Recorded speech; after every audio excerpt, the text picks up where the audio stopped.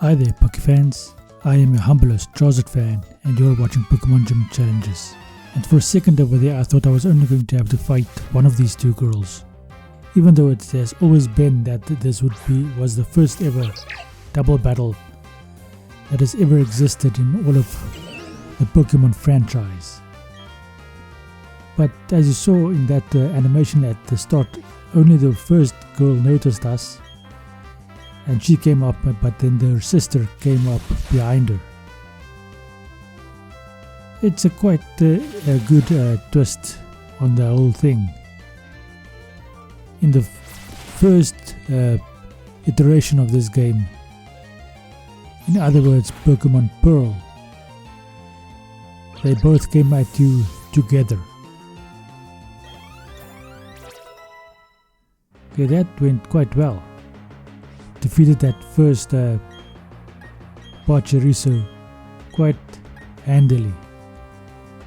Hopefully we can defeat the second Pachirisu without losing Piplup. Okay, at least it only goes for a growl.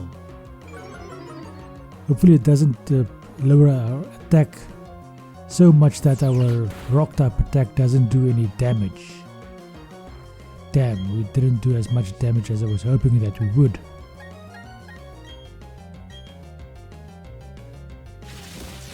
Maybe Pound will do a better job.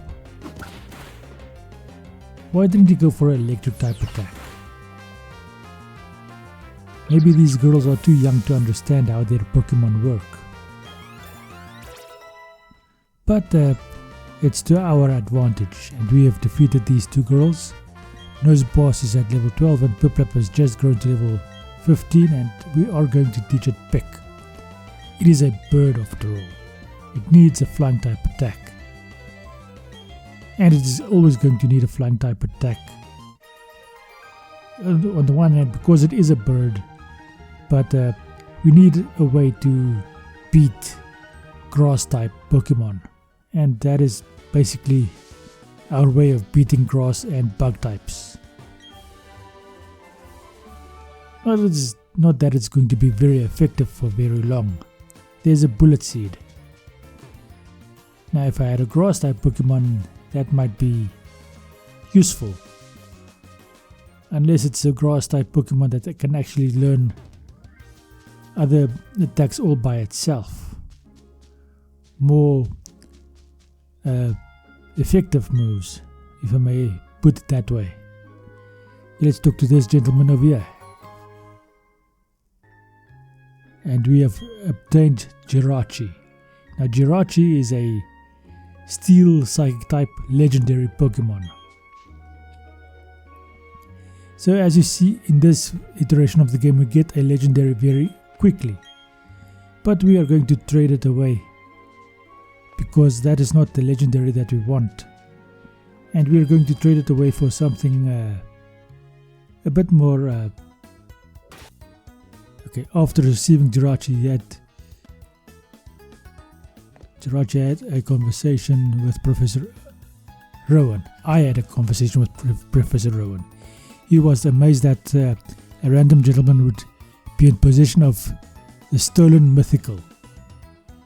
We got in contact with the Pokemon Reserve where it used to live and I returned it. The owner of the reserve felt bad, so he traded me a special Beldum for it instead of just taking it. Okay, that is the story we are going with. And let's check out our Pokemon quickly. As you see, we now have a Beldum. It is still a Steel and Psychic type Pokemon. And why is this special Beldum? It only knows Tackle. Could it be because it's a shiny? Yes, that is the thing. It is a shiny Beldum. I didn't even notice that, did you guys?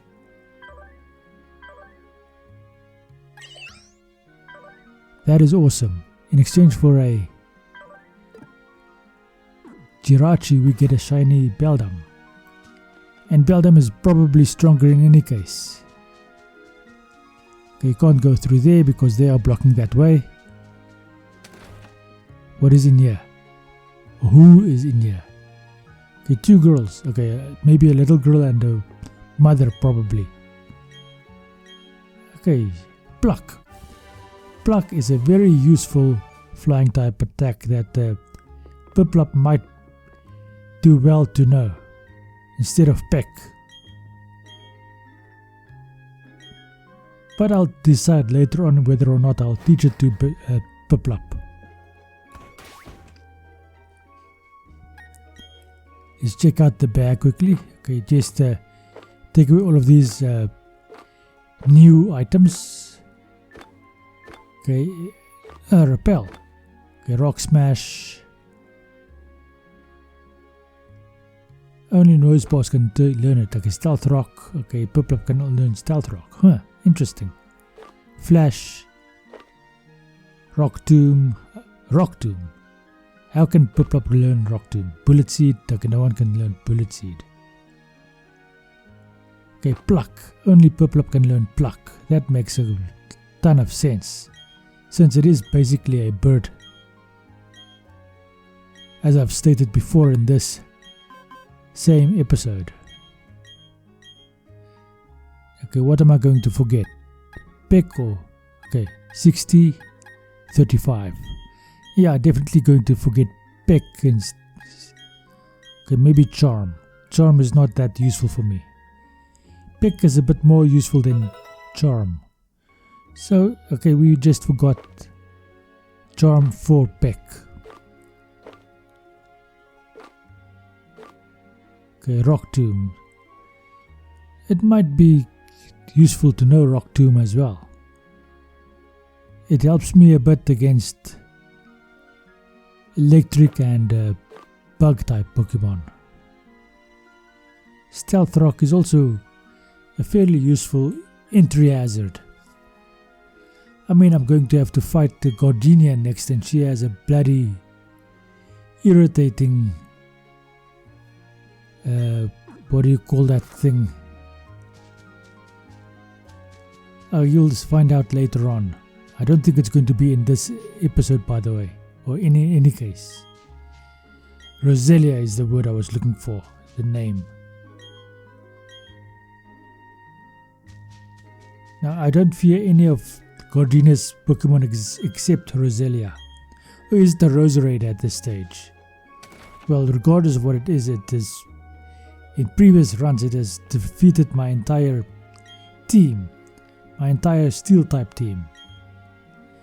Now granted that the previous run I didn't have these 2 guys with me. I tried to gain my Pokemon the way the game intended to get them, which means that I was still only having Piplup throughout the whole game.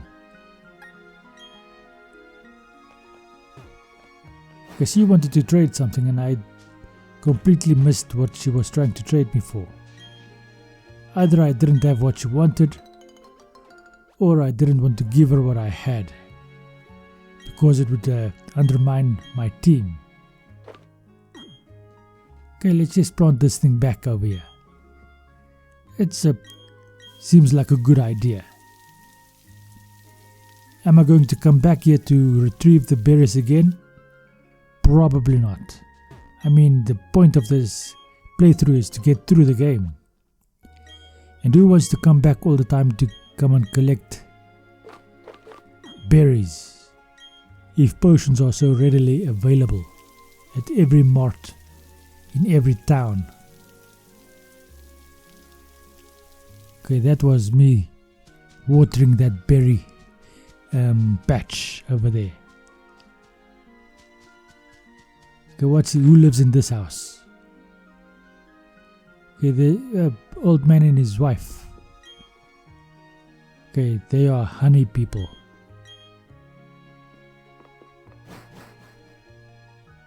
How would a honey themed playthrough go?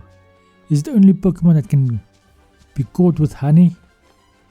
Or is it only bee Pokemon? Or only Combi? If it's only combi, that's not worth trying in my opinion. But please leave a comment in the comment section below to enlighten me on this eventuality.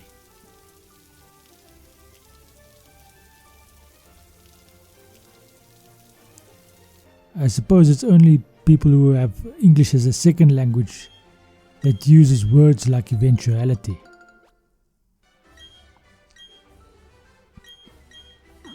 Okay, that was a mistake.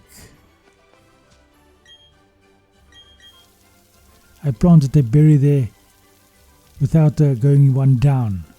So whatever I picked from there is not what is going to grow there. What I picked from the previous patch is what's going to grow over there. So it would have actually been worth coming back for it. But it's not going to happen. Okay, we have to help this little girl over here. Her dad is stuck behind these two guys over here. But they are not going to let us through unless we defeat these people over here at the windmill power station. Okay, there's an item over there. Let's go take this potion first. And now we can harass this Team Galactic Grunt. I think it's a Team Galactic Grunt. I get confused with all the evil teams in all the games. Yes, Team Galactic Grunt. Glamau. Now this is a cool Pokemon. It gets big and fat when it evolves. But in this stage it looks so cute. But it's bloody dangerous. Let's go at it with a rollout.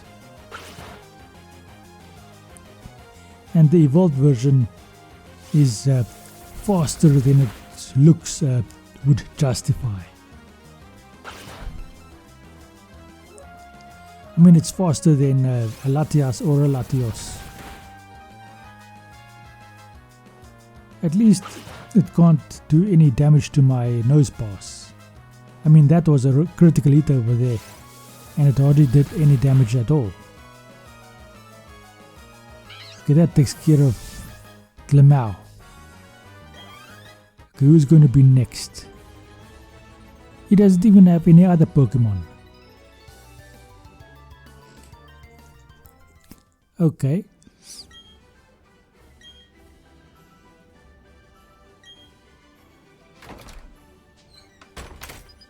Now, did he tell me that the key is at some kind of flower patch? Well, these aren't flowers, these are leaves. Okay, I can't go through there.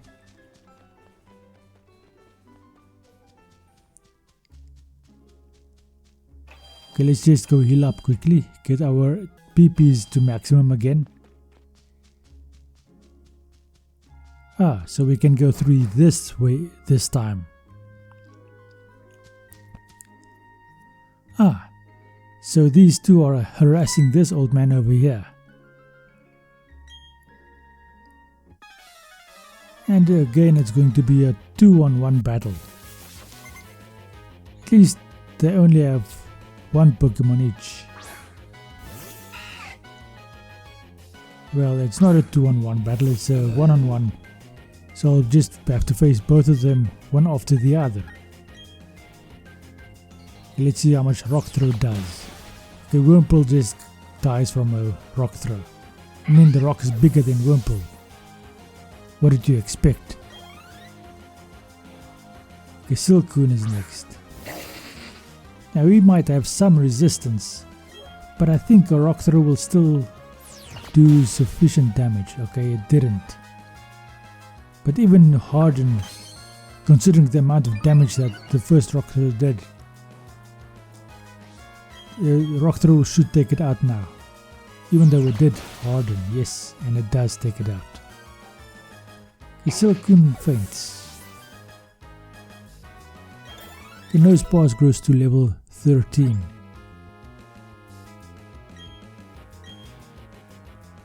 Do I wanted to forget a move? Am I ever going to use Harden? Am I ever going to use Thunderwave? The only thing that Thunderwave does is show you where my placeholder is for my next actual electric type attack. That's basically all it does. But I was never going to use Harden either. Okay, so now it's the second guy's turn, and he only has one Pokemon, and it's a Zubat. That's a bad choice, dude. I mean, Rock Throw against the flying type. Okay, I could do a Thunder Wave as well, paralyze it. But is that really worth all the effort? He goes for a mean look. Not that I was ever going to try and escape. And that Rock Throw just took it out.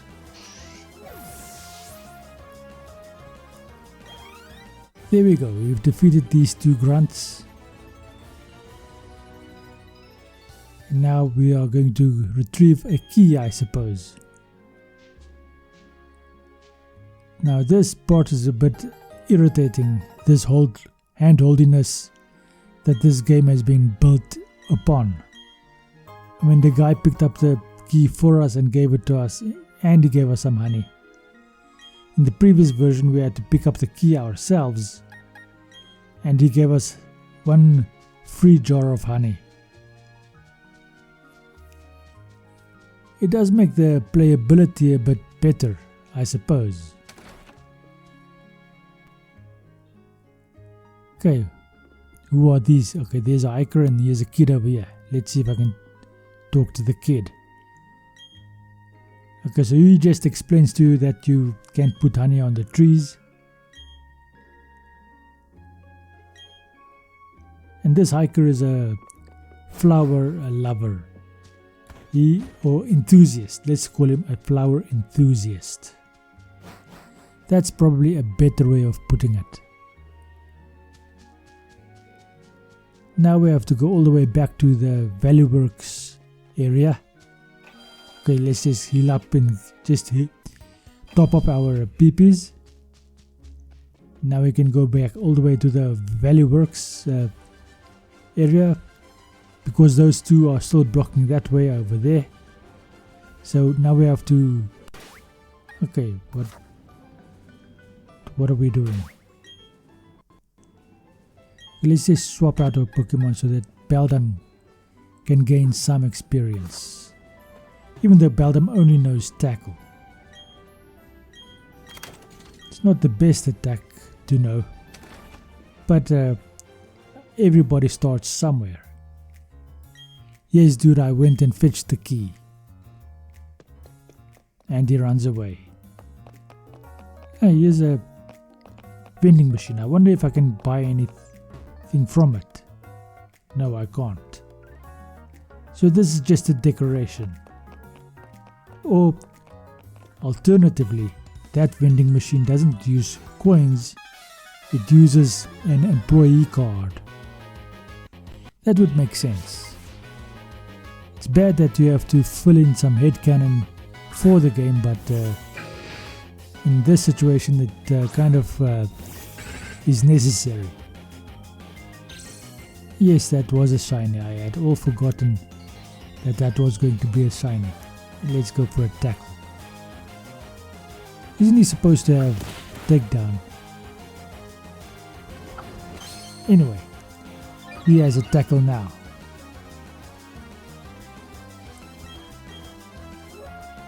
What? Why didn't that work? Why did that miss? Go for another tackle. At some point these Hardens is going to stop being effective. I grant you that by that time my tackles is also going to be so effective that it only does 1 PP of damage each turn, which means that my PPs might run out before his health runs out. And I'm exaggerating slightly. Let's go for a peck and see how much damage this does. Not all that much. He goes for another Harden. I think it's time for a pluck.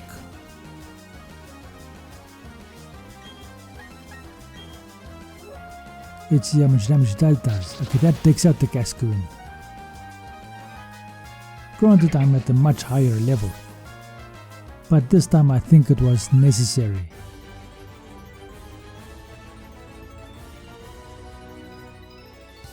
Okay, that is done. Now we can take on the next grunt. Let's see how this battle goes. Hopefully he doesn't have a Cascoon as well. Something with Harden. Okay, he has a Wurmple. Wurmple has not yet learned Harden. Harden is learned upon evolution into either Silcoon or Cascoon. So this should... Why am I switching out? Tackle would have been sufficient, especially considering the level gap. But I think I'm probably going to do a rollout and build that up until... Yes, that is what I'm going to do. I'm doing a rollout and it's going to build up and it's going to take out the Silcoon or Cascoon in a single attack in the next turn. Hopefully I don't get poisoned over here.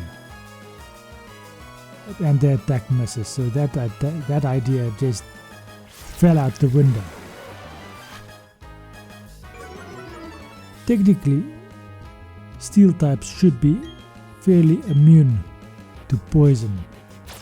Granted, Nosepaws is not a steel type at the moment, which means he does get poisoned over here. Which makes me think that the game cheated and made me miss, knowing that I will go for it again since it did not get the roll on the poison. Now I might be just a bit ticked off by the fact that I missed and got poisoned as well. But I can't help but think that there might be some programming involved in that circumstance. Let's use the other word. Instead of eventuality, let's use circumstance. Okay, that didn't do as much as I was hoping it would. He goes for a growl, helping to lower my attack as it builds. I hope it increases at a higher rate and then he can lower it. And it looks like it is increasing at a higher level, then he can reduce it. Which means that growl is a really bad idea to use if rollout is being used against you. The better option is to take out the rollouting Pokemon as quickly as possible or make it miss. As we defeat this grunt over here, this is going to be the end of this episode. Thank you for watching. I hope you enjoyed this episode and I hope you enjoy the rest of your day. Please consider subscribing to the channel, leaving a like and sharing it with your friends as we run off to the Pokemon Center to heal up quickly. Thank you and goodbye.